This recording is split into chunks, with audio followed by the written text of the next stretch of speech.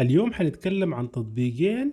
التطبيقين ديل حينظفوا الذاكرة المؤقتة في الهاتف، وحينظفوا الملفات الموجودة في الهاتف بكل أريحية للناس اللي عندهم رود وللناس اللي ما عندهم رود. السلام عليكم ورحمة الله تعالى وبركاته. إن شاء الله طيبين يا جماعة، وإن شاء الله منورين، والدنيا كلها منورة بكم إن شاء الله. كويس. بشكل سريع طبعا هنقوم نتكلم عن تطبيقين. التطبيق الاول اللي هو اس دي مايند، والتطبيق الثاني اللي هو وان تاب كلينر، اللي هو ده التطبيق الاول وده التطبيق الثاني.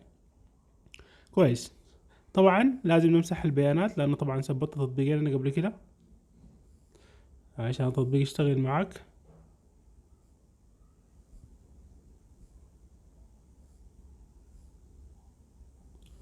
نفس الحكاية، نمسح البيانات بتاعة التطبيقات عشان بعد كده نشوف اللي هو كيف هيشتغل معي.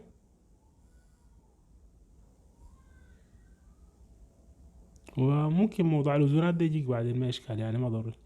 نمشي نشوف التطبيق الأول اللي هو ما بيحتاج لصلاحيات الروت، اللي هو التطبيق اللي هو وان تاب كلينر. نضغط عليه، طبعا التطبيق هيحمل معك وحيجيك طبعا ويلكم، يقول لك مرحبا بك، تعمل موافق.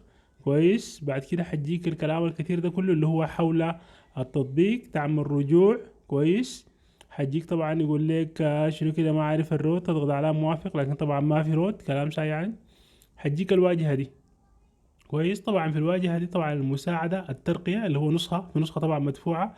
هنا الجروب بتاع التطبيقات. كويس. لو حابب تخش لك في اي تطبيق وتعمل له تنظيف من الداخل او معلوماته او بالشكل ده. كويس. تاني حاجة ارجع. كويس. عندنا هنا الرسائل والواجهة. كويس. لو حابي. كويس. الافتراضية يعني. كويس. تاني حاجة هنا لو حاب تنظف الذاكرة الخارجية، هنا حاب تنظف الملفات المؤقتة. طبعا دي كلها ملفات مؤقتة جاهزة عندك. تضغط بس على اللي هو المكشاشة دي أو المكنسة، بتنظف لك طوالي. لو حاب تنظف تطبيق معين، ما كل التطبيقات، ممكن مثلا نختار تطبيق معين، التطبيق ده، وندوس المكنسة هنا فوق. كويس.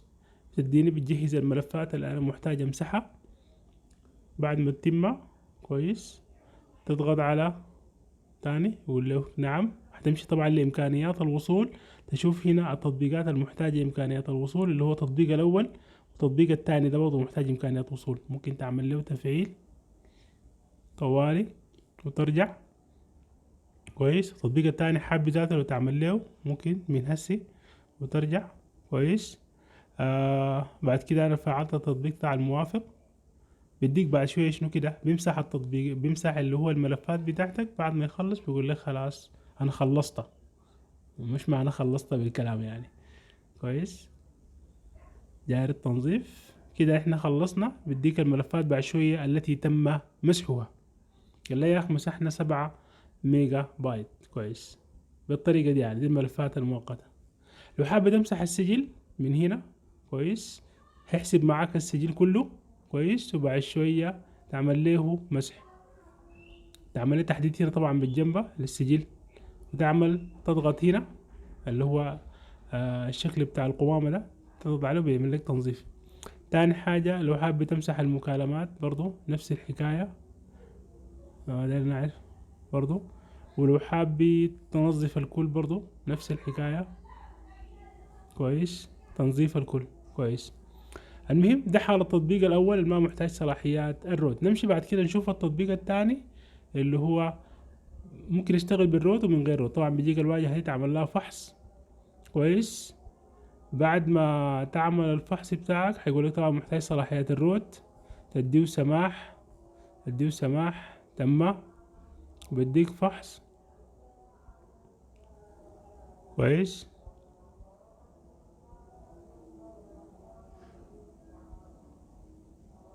جاري.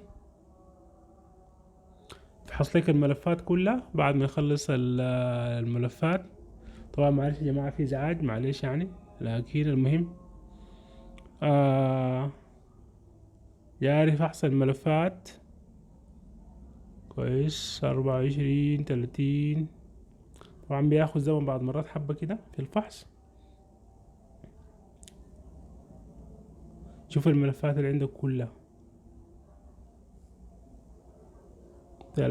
66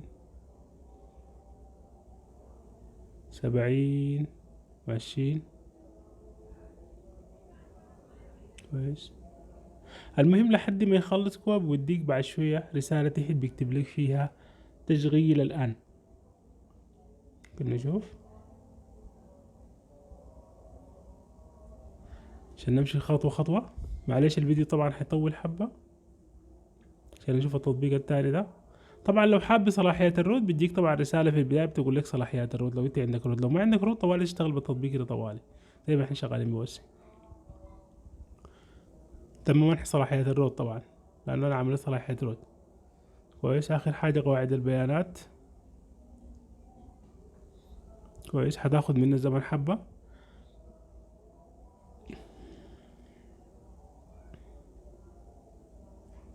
طبعا ده فحص شامل للملفات الموجودة في الجهاز بالكامل عشان كده بياخد حبة زمن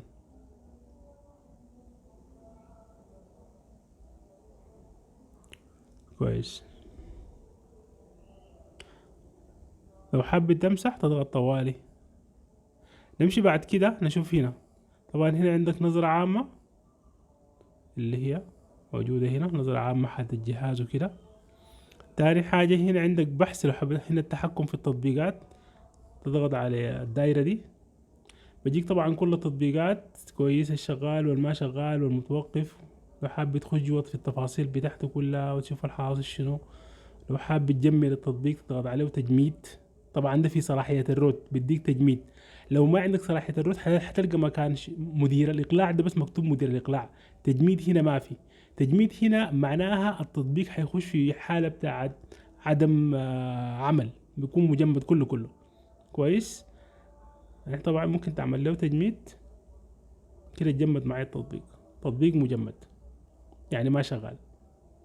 ده في حالة الرود. في حالة غير الرود ما بديك الخيار طبعا كويس.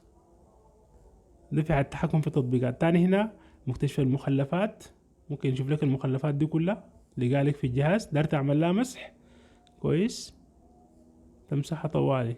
تعمل هنا تحديد الكل وتعمل حذف طوالي لو حابب كويس. هنا عندك منظف النظام. طبعا النظام بعض مرات اللي يكون عندك صلاحيات روت برضو نفس الحكاية يا تحديد الكل كويس او تعمل مسح من الاسفل كويس. طبعا التطابقات دي في حالة يكون انت عندك النسخة البرو كويس. قواعد البيانات هنا برضو تعمل لها برضو تحسين فحص بيعمل مقارنة وفي النهاية برضو انت شنو بيصفي لك البيانات كلها اللي انت ما محتاج ليها كويس. يعني نفس الحكاية. ممكن نعمل تجربة عشان الناس ما مثلا هنا عندنا مخلفات النظام ممكن نعمل مسح. قال لي تم المسح أنا مسحتها كويس لأن طبعا قبل أنا مسحتها بالطريقة. طبعا في أشياء كثيرة ممكن أنت تعمل عليها نظرة طبعا وحابب تجرب فيها وتشوف الإحصائيات. ولو عندك النسخة البرو أو المعدلة بتديك طبعا تفعيل أكتر كويس. اذا احنا عرفنا انه التطبيقين دول عندهم غرضين اساسيات اللي هو تنظيف الملفات الموجوده في الهاتف اذا كانت بتاع تطبيقات انت مسحتها او تطبيقات مكرره او صور مكرره او اي شيء مكرر موجود في الجهاز. التطبيقين دول بيمسحوا لك اللي هو الملفات المؤقته والملفات المكرره الموجوده في الجهاز عشان الجهاز بتاعك يكون سلس ونظيف. قلنا التطبيق الاول ما محتاج لروت نهائيا. التطبيق الثاني ممكن يشتغل بروت او من غير روت. وطبعا انا كده خلصت كلامي. وكالعادة ما تنسى الاشتراك في القناة وتفعيل زر الإشعارات عشان يصلكم كل جديد. اللايك طبعا يا جماعة عشان ينتشر الفيديو. والسلام عليكم ورحمة الله تعالى وبركاته.